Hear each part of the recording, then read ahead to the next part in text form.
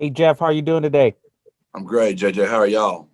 Not too bad. Thanks for joining us. Have you had any time to reflect since the end of the season, just on, what happened this season and how you guys are so successful?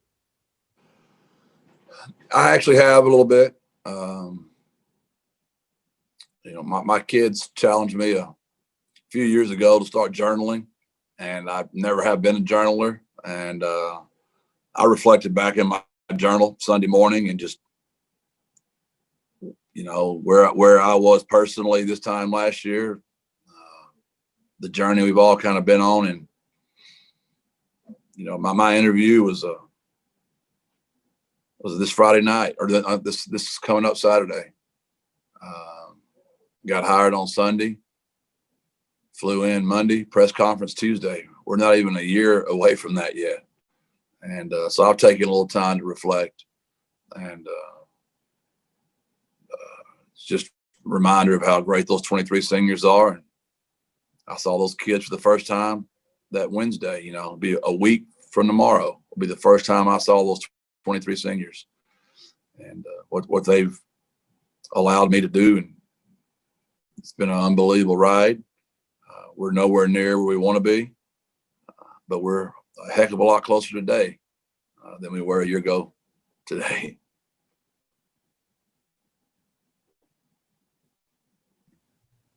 Hey, Hector. Coach, good morning. Good morning, Hector. Hey, so along those lines, Coach, I guess are you still proceeding this week as if that's it, the regular season is over? I'm literally doing, obviously my win the day culture talk every day. You got to plan for a week, right? I don't think you can go further than a week, Hector. That's what we decided to do. I almost tried to guess some stuff, and I said, you know what, I'm not doing it. I'm going to be we listed 3 objectives for our offense, for our defense, and our special teams, that when we're done Sunday night with practice, we're going to be able to say we got better at these 3 things on each phase of the ball. So we're going to practice Wednesday, Friday, and Sunday night. And the kids are going to have some time to themselves Monday and Tuesday of this week, which today being Tuesday. They'll have some time to themselves Thursday and some time to themselves Saturday. So that's how I'm approaching it. So we're going to practice Wednesday, Friday, and Sunday of this week. When we come back in Sunday, Hector, we're hoping we have some direction, and we'll make another plan after that. Y'all really know as much as I know. I mean, I'm not hiding anything from y'all. Y'all know what I know. I speak to some of you guys in private to find out what the heck y'all know. This might help me out a little bit. I wish I knew a little bit more than you do, Coach, but I'm kind of in the same boat. Similar question, Coach, to what JJ asked, but maybe a little bit more specific, Coach. I mean, had somebody told you when you were coming on board that at this point of the season, not only would you be a lock for a bowl game with those 7 wins, but in contention, like a possibility of playing for the Conference USA title. How would you have reacted? What would you have said at that point? I know myself well enough. I wouldn't go there in my mind. I just wouldn't go there. There's a lot of different ways to try to build a program, Hector. And I've got to work for a lot of people in my career, so I've seen them all do it different ways. I just believe those 23 seniors are someone's kid, and those juniors are someone's kids, and they deserve my very best. And to try to get rid of those juniors and seniors and play all freshmen and sophomores and build for the future, it's just never been my way of living. I've always, as I've matured and gotten older, I've tried to live for the moment, and I just felt like those seniors and juniors deserve my very best. And so I didn't choose to come in here and flush out the program, right, and get rid of all of them, and let's build for the future. So obviously we exceeded so many people's expectations. we're going to really pay for that next year because the expectations are going to be through the roof. But it's just the only way. I think it's my personal belief what I think is the right thing to do for older kids in a program. Speaking of the conference championship game, Coach, and this might be kind of tough to answer, but as we wait to see what happens with UAB, one of the things that's crossed my mind is in this year of uncertainty and unprecedented times is should a school take accountability for certain cancellations related to COVID that happened on their end? And I know it's tough, but how do you handle that as a coach, knowing that you guys did everything you could and are one of the few programs that lost only one game, whereas so many others like UAB lost several games, and yet here they are almost maybe getting rewarded is the wrong term, but they'll still get by if they're able to beat Rice and clinch a spot in that Conference USA title game. That's why I have you guys, because y'all are allowed to say that kind of stuff. If I were to answer that question, Hector, either way, it's a no-win situation for me.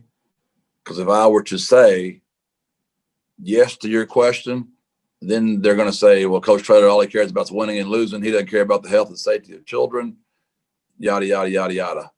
So you have to trust that the doctors and the trainers, it really is set up the right way here. Dan Bellamy has control of this situation, and Nick Turner. Jeff Traylor doesn't have control of the situation. That's the way it should be. Medical people should be the ones doing it. Now, the head coach is responsible for instructing people to wear their masks, holding kids accountable, social distance talk every day. Position coaches are in charge. Weight room guys are in charge. That's where in the very beginning, Hector, it worried me that at the end of the year, what incentive would certain teams have if they're out of the race? These kids can opt out. It could be COVID. This year doesn't count. I was really concerned of could we keep the kids playing all the way through. And I've been very, very thrilled with my kids that we kept that the whole way through, right, Hector? Because they could have opted out. This year doesn't even count.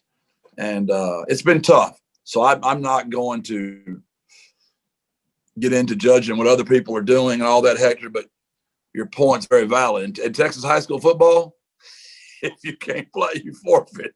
So, that's how my buddies are doing it, but I'm not getting into that at the college level because I'm afraid I would get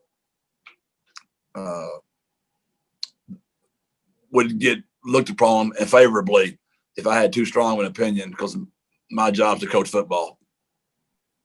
Understood, Coach. I just, it's just something that comes across your mind when you're looking at the way everything's kind of being decided at the very end. And then one more for you, Coach. Sorry to hog you, but this is related. This is unrelated to that and kind of a Jarvion sincere question. When you brought Jarvion, Coach, did Sincere's presence on the roster have anything to do with that decision to bring Mr. Williams in? No, it did not. I meant what I said. If you'll go back and watch my press conference, it still pertains to today. Trust is truth over time. And if you go watch that press conference, I said I was going to start in San Antonio. We were going to work our way out. So it was very important that my hires reflected that, right? Kevin Brown, my DFO, was an OC here in the very beginning with Larry Coker. He's very close with Larry. Kevin knows everybody in the city, all the surrounding coaches, schools. So I said, Kevin, I got to find another guy like you. There was a player to get on my staff. He said, Coach, I got him. His name's Jarvion Williams. He knows all the kids. He knows everybody in San Antonio, UTSA. He's the leading rusher all time in our school history. Bring him in for an interview. We did. I fell in love with Jarvion. Hunter Ritterman, his dad, Ron, coaches. He was important for me to keep him. So that's where my mind was, Hector. I really am trying to make sure I can't take all the kids in the city, Hector. And a lot of guys we offered and they didn't commit soon enough. So now I'm full on numbers, so I can't get them in. So it's not like I'm going to hit on every kid, but I want to make sure if they go off somewhere else, we knew who they were. We offered them. We recruited them. So when you guys come back on me 3 or 4 years ago, now, wait a minute, coach, you said you were going to take care of the 2-1-0. This kid's all conference at yada, yada, yada. I can say, here's the story on him. We offered him. We recruited him. He didn't commit. We were full on our numbers. I couldn't take him when he was ready to commit. I can at least give y'all a story instead of me looking y'all in the face, Hector, and go, I didn't even know who he was. How'd that happen? Sorry, my bad, right? So that's where all that came from. I know that's a long answer to a short question, but I wanted you to know how I came about Jarvion. And I lied here. Quick follow-up to that, Jarvion, if that's okay, real quick. Have you noticed a neat dynamic between him and Sincere because of the parallels between them that date back to Judson? He has a neat dynamic with all of my kids. He is very well respected on my staff. These kids, especially the local kids, he pretty much walks on water around here, and he's a great human. He's a tough dude, and you can't have enough Jarvion Williams on your staff or on your team. Coach, thank you. Appreciate it. Okay, Greg? Jeff, I know you mentioned you'll look at it again Sunday, but assuming there's not another regular season game, would you want to start ramping up into like a normal practice routine, or is it important to still work them some days off through next week? Have you thought ahead to that just generally? Yeah, I have, because I don't think we're going to know what bowl we'll be in yet. So you got to be careful because you don't want to ramp it up and then your bowl will be the 31st of December. You want to kind of escalate into that thing properly. My mindset is I'm going to give them some good time off this week, reevaluate Sunday before I can really answer that question to you, but also answer it to myself. I think we'll all be able to kind of know a little more after this weekend. If UAB wins, that's going to answer some questions for us. Then we can start maybe guessing our bowl slot a little bit more and adjusting the practice schedule accordingly. Have you guys started scouting, or do you intend to start scouting for FAU or Marshall just in case it comes to a Conference USA championship game? Yeah, I've got 2 coaches looking at Marshall. I've got we've already played FAU, so we already have a good bead on them, unfortunately. We're looking at bowl projections, and we're moving. I've got one guy on one team, one guy on another team, one guy on another team, one guy on another team, and the rest of us work on UTSA. So we are literally everywhere right now trying to get ready. And if anybody fusses at all, I'm just going to smack them right over their noodle because we're blessed to be in this opportunity. I'm not going to look at this as adversity. This is an opportunity again.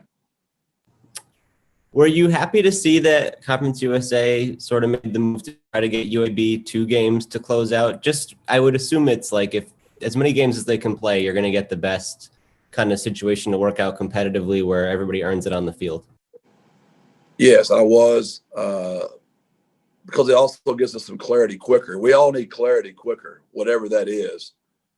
So I imagine our commissioner was probably thinking that way as well, because we want to know, it's not good if none of us know what's going on to December the 12th, and then we get thrown to a bowl on the 19th, and or maybe a conference championship on the 18th. So the quicker we have some clarity, the better off that'll be. But it's 2020. We found games on Tuesday and Wednesday and played on Saturday. So I mean, we've done crazier things this year. Well, it seems like if UAB wins this week, then it would still be up into the air until the final week. Because if they won, then they'd move on, and if they lost that last game, then they wouldn't, unless it were to get canceled or something. So, how much do you really think you're going to know more this week compared to where you are now? Anything can happen in football. So, if they lose, something, right? So there's that. That's the part. I would never root against somebody, but I'm sure rooting for Middle Tennessee. I think the people would forgive you if you did. I don't know. And go Rick Stockton. Let's go, baby. The way we've talked about it so far this morning, it seems like you're very confident that some bowl game is going to be in the future. Do you feel like that is a lock for you guys, or are there concerns just because the schedule is so different and selection's different and all of that?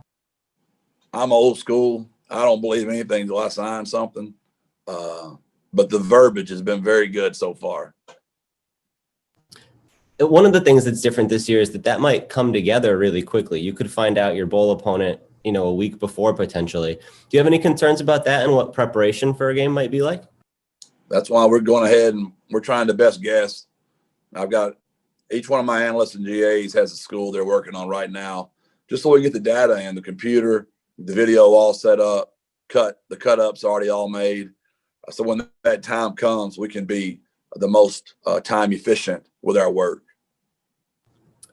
I know in your career you had this kind of a layoff before the bowl game. It would have been in 2017 at SMU. You guys kind of went through that. And other than that, it hasn't been, for you personally, are there people you've leaned on to try to figure out how to navigate these couple weeks, or what's the process been like just building an overview? Yeah, I've spoken with Coach Rule at Baylor, Coach Brown at North Carolina, Coach Strong, who's at Alabama, Coach Morris, who's at Auburn, just getting ideas. I was the interim during our bowl game at SMU, and they decided to hire Coach Dykes.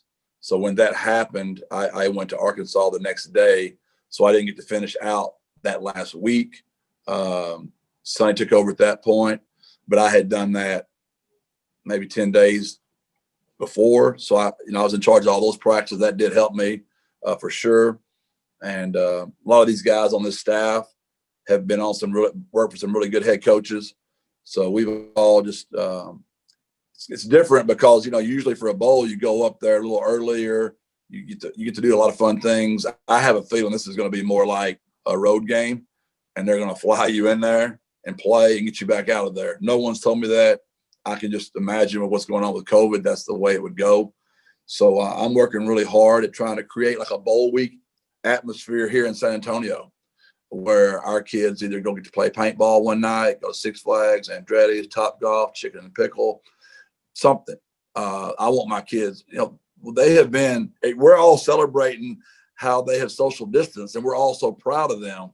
Well, they deserve to go get to do something together fun other than play football. And I know that's a blessing, and we're very thankful, but we got to get that done, in my opinion. So I'm working really hard, begging boosters for money or whatever that might take to get these kids something fun to do on our nights off. We're going to be the only ones here. We are now. There's nobody here but us. There's just us on the campus. And I want them to go have some fun together safely, practicing social distance with our mask on. Have you started talking to any of the seniors about the next steps? I know it was going to be after that last game that you guys would dive into that a little more. We have. Those talks they're going on right now. So we are in the process. That's why I was late to the meeting with you guys up, which I apologize. We were literally going over our roster, figuring out the ways the kids that have talked to me about coming back, if we could pull it off or not. I know we didn't see Savion Harris out there on Saturday, and it seemed like he got pretty banged up against Southern Miss. Is he okay, or what's the status there? He'll be fine. We're just being safe, just being smart.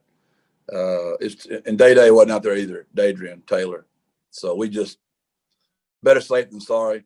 AP had been playing really well. We felt really good about Donye Taylor, our true freshman. And Clarence has been playing very well. And Ryan Shaughnessy, went out there and played for us as well. Javon Davon, another true freshman. We just played our young kids and took care of Savion, took care of Day. I've told y'all in the very beginning, if it's close, I'm playing the healthy kids. And it just makes for a better roster, makes for a better locker room. And it's also the safe thing to do for children. And I think parents want their kids to go play for a coach that's going to err on the side of safety and not at the expense of trying to win a ball game. But it sounds like then those two are close enough that whenever the next game is 2 weeks, 3 weeks, 4 weeks, they would be all right? Yes, sir. We expect them to be at practice this week. And the other thing is we saw them working on Rashad quite a bit. Obviously, the game was kind of out of reach at that point, and it didn't make sense to put him back in. But does he project to be all right going forward, or what's his status? Yeah, so he's fine. Just that shoulder keeps getting knocked down on him. We've had him looked at, and he's a very physical kid. He needs some time off. He'll be one of those kids that will really benefit this week. He won't touch anybody but Nick Turner this week in the training room. Got it. Thank you, Jeff. Appreciate it. Anything else for Coach Traylor? All right. Thanks, everyone. Appreciate Thanks, y'all, Jeff. man. God bless. Birds up.